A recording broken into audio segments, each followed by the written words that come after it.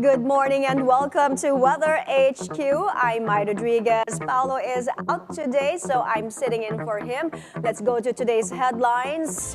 The National Oceanic and Atmospheric Administration reports the global mass coral bleaching event is at the most extensive level. We'll have that story on global weather.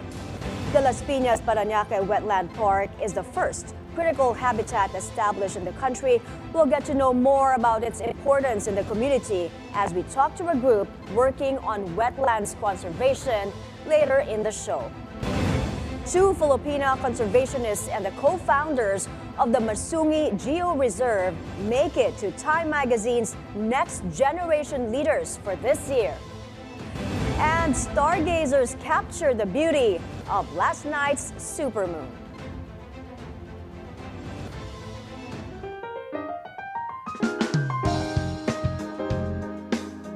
We begin with today's weather forecast from Pag-asa. The Intertropical Convergence Zone, or ITCZ, is the dominant weather system affecting the country, particularly in Mindanao. The ITCZ is an area where winds from the northern and southern hemispheres come together. Now, this convergence causes rising air and results in significant cloud formation and heavy rains. So for those in the Zamboanga Peninsula, Soc-Sargen, Barm, and the Davao region, you'll have cloudy skies today with rain showers and thunderstorms. Do watch out for possible flash floods or landslides due to moderate to at times heavy rains, and those in the Visayas, Palawan, and the rest of Mindanao, you'll essentially have good weather with just isolated rain showers and thunderstorms. So these thunderstorms are likely to happen in the afternoon. Now in Luzon, particularly in Cagayan Valley, Aurora, Quezon, the Bicol region, and Metro Manila, still warm and humid weather, but rain showers are still expected, especially in the afternoon due to localized thunderstorms. As for sea conditions, still no gale warning in effect. Light to moderate sea conditions are expected for the whole country, but always take precautionary measures as conditions can change unexpectedly. Stay safe and enjoy your time on the water.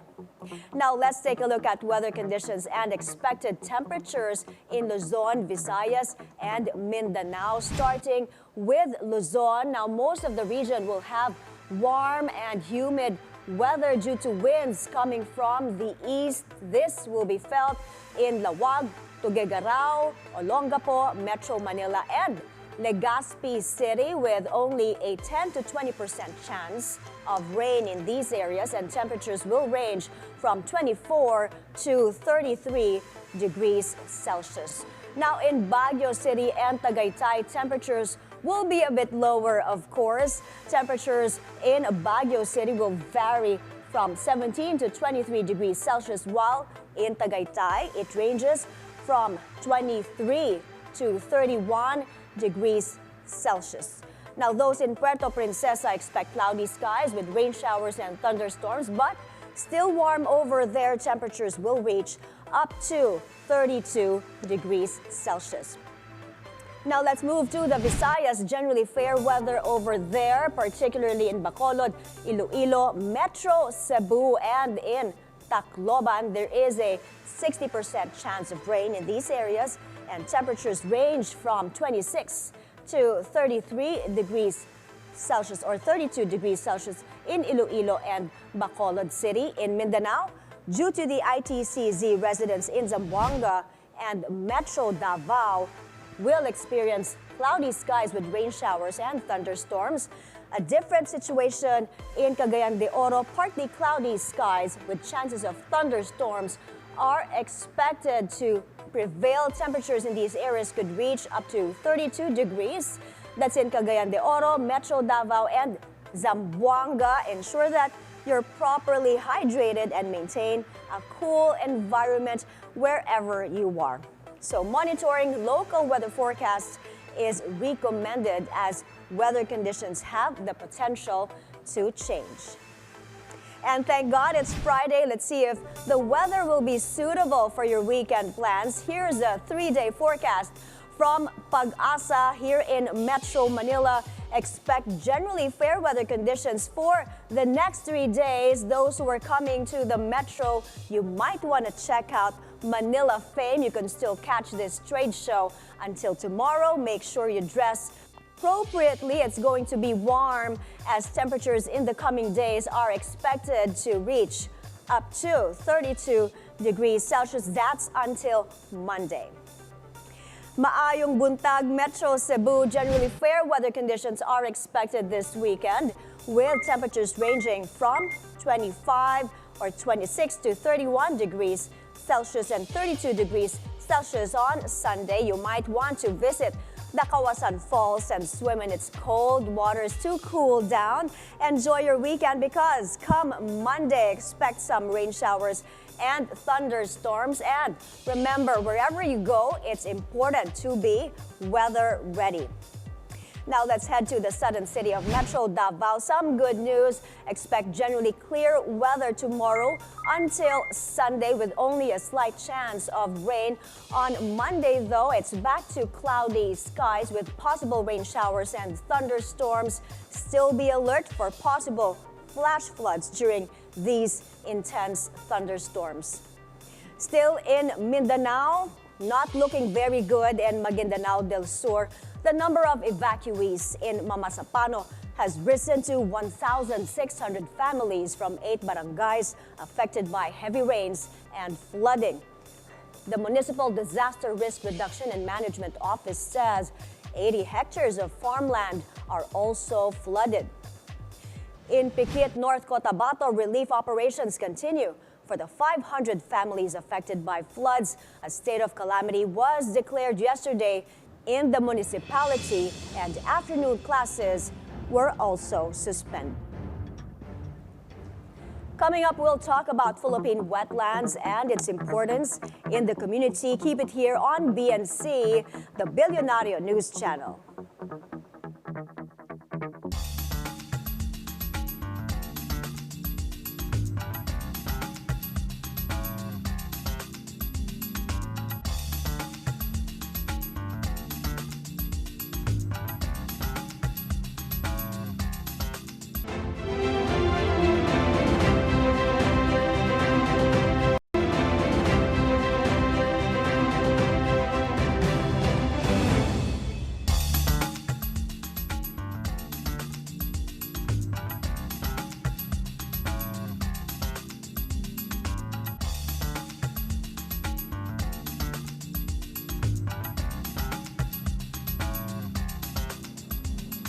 Welcome back to Weather HQ. I'm Mai Rodriguez. The Las Piñas-Parañaque Wetland Park is the first critical habitat established in the country. But today, it's being threatened by reclamation projects in Manila Bay. And now, more than ever, it's critical to raise awareness about the park's importance. Joining us to talk about this is Aaron Julius Lechones. He's joining us via Zoom from the U.S. He is the Special Project Officer of the Society for the Conservation of Philippine Wetlands, Inc. Good morning, Aaron. Good morning, Mai, and good morning to your viewers. It's great to be here, and thank you for having me and talking about wetlands. Great to have you. Thanks for joining us today. So this wetland park, this was designated a critical habitat in 2007 and a national protected area in 2018. But tell us first, what is a wetland? Explain to our viewers, how does it benefit a community? Yeah, so there are many ways to define wetlands, but a common definition comes from the Ramsar Convention on Wetlands, and it's defined as areas of marsh, fen, peatland or water, whether natural or artificial, permanent or temporary, with water that is static or flowing, fresh, brackish or salt, including areas of marine water, the depth of which at low tide does not exceed 6 meters. And wetlands are actually the most productive habitats on the planet, and they outweigh all other terrestrial ecosystems. And even if they comprise only 6% of the world's surface, they are critical to the health and livelihood of half of the world's population. And wetlands are crucial not only because they're a source of livelihood and food, but also because they reduce the destructive effects of extreme hazards such as storm surges and flooding. So at one point, Manila Bay had 54,000 hectares of mangrove in 1890, and in 2007, they only had 400 hectares left. But thankfully, many efforts, including the National Greening Program, have helped bring back these mangroves and wetlands. Okay, so what is a Ramsar wetland? It was listed as a Ramsar wetland in 2013, right? What is the significance of that? So the site was designated a Ramsar wetland of international importance in 2013 because of the presence of 1% of the global population of black-winged stilts, the presence of the vulnerable Chinese egret, and our very own vulnerable Philippine duck. So there are endangered species there that it's important to really conserve it and protect them. Tell us more about this Piñas-Parañaque Wetland Park. How big is this area? And, aside from those endangered species, what else can be found there? Yeah, so in 2018, this site was included in the expanded National Integrated Protected Area System, and 181.63 hectares were part of this protected area. The primary purpose of this protected area, of course, is to holistically conserve and protect the natural heritage of the Filipino people. On site, it serves a lot of different benefits to the community, fresh air, bird watching. Even if it's not yet open to the public, there are instances where they're allowed to use the site for recreation and others. An important part of its function in Manila Bay is its ability to clean the water, to reduce storm surge, the effects of storm surge. So there are restrictions, but you said some areas there are open to the public. Would you know where can we go? Yes, so there are two main islands there, Long Island and Freedom Island. And on Freedom Island, you have a trail that you can use, a boardwalk, and also a visitor center. On Long Island is where the main wetland center complex is. And there we have facilities for communication, capacity building, education, participation, and awareness activities. But again, you have to ask permission to enter the site because it's not yet fully prepared to open to the public. Yes. So, for example, we have plans as a family to go this weekend. You said you have to ask permission. Is there a website where we can go to register perhaps? And what do we need to prepare? What do we need to bring when we want to go for a weekend? Yes, so at this point in time, most of the activities that are held on site are done by institutions. But you can always approach DNR NCR, who manage the process of entering the park. So let's talk about what are the biggest challenges that the wetland is facing? What are the threats to it? And what needs to be done to protect it? So there are the biggest threat, of course, is pollution and urbanization. There's always the threat of the park being reclaimed as well. Pollution around the area, of course, damages the plants and also threatens the animals on site. And there are more than 5,000 birds there at a single point in time. But because it is designated as a protected area, plans have been developed in order to ensure the ecological integrity of the site. So, Aaron, in 2019, approximately 22 Manila Bay land reclamation projects were announced by the government, and this, of course, sparked criticism. What needs to be done to somehow maintain or strike a balance and protect the park? Yeah, so in fact, this is one of the bright spots of cooperation between the Philippine Reclamation Authority, DNR NCR, civil society, and the private sector and others to protect mangroves in Manila Bay. And so we hope that this type of model of this cooperation between different agencies can continue to serve and protect our natural heritage in the wetlands. In the meantime, the Protected Area Management Board ensures that we follow the approved implementation plans in ensuring the the conservation of the wetland park. Very quickly, Aaron, before we let you go, has climate change affected the wetland, and does it also help mitigate the impact of climate change? Most definitely, the mangroves are known to sequester carbon, so that's already a way to address climate change. But at the same time, because of the amount of pollution, the mangroves are not as healthy as they should. So when extreme weather events do come, they do get damaged, destroyed, they die, and they have a hard time growing back. Thank you so much, Aaron, for enlightening us on this subject. More power to you guys at the Society for the Conservation of Philippine Wetlands, Inc. Thank you. Up next, we'll get to know more about the only Filipinos who made it to Time Magazine's Next Generation of Leaders for this year. Stay tuned.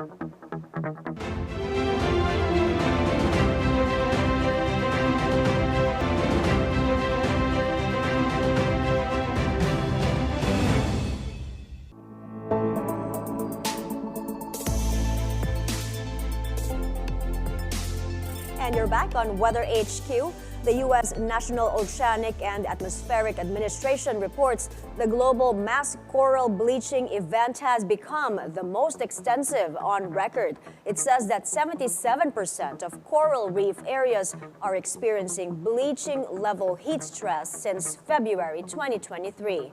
The agency declared this bleaching event in April 2024, the fourth occurrence since 1998. The previous record affected just under 66% of reefs from 2014 to 2017. Coral bleaching happens when corals expel the colorful algae in their tissues due to heat stress, leaving them pale and vulnerable to starvation and disease. While bleached corals are not dead, they need cooler waters to recover.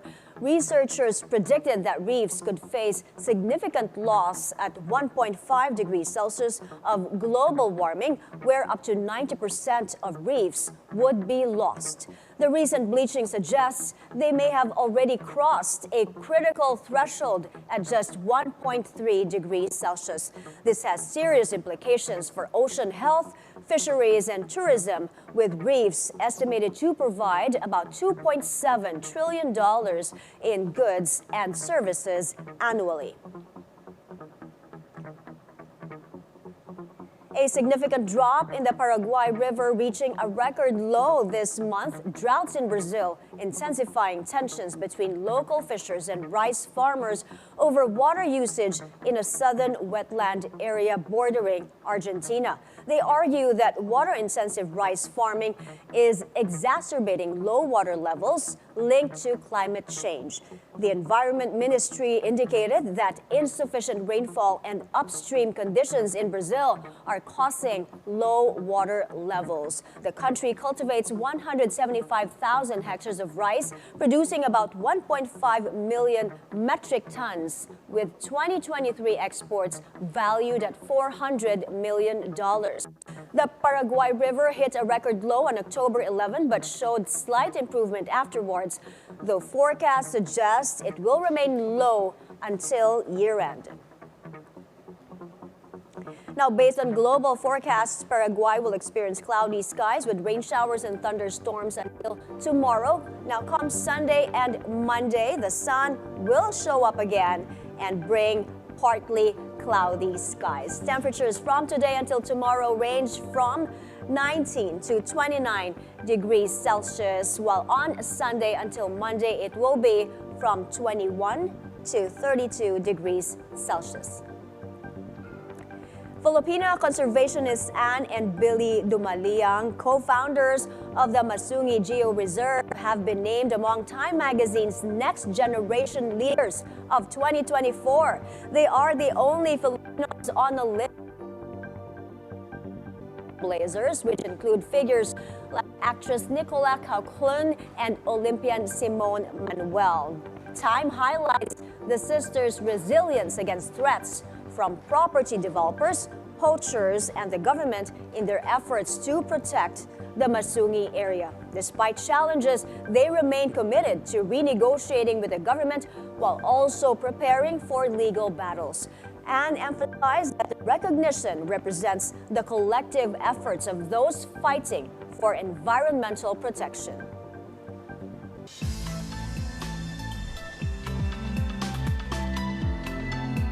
Hello, lovers! Did you see the moon last night? Here's a stunning image captured by Desire Paorco in Surigao City around 5:54 p.m. yesterday. A supermoon occurs when a full moon coincides with the moon's closest approach to Earth in its elliptical orbit. During a supermoon, the moon can appear up to 14% larger and 30% brighter than a regular full moon. Supermoons can happen several times a year, and they are often a great opportunity for photographers and stargazers to appreciate the beauty of the moon. So go share your photos of the supermoon with us on bnc.ph. And that's Weather HQ for today. Join me again on Monday here on BNC, the Billionario News Channel. Happy weekend!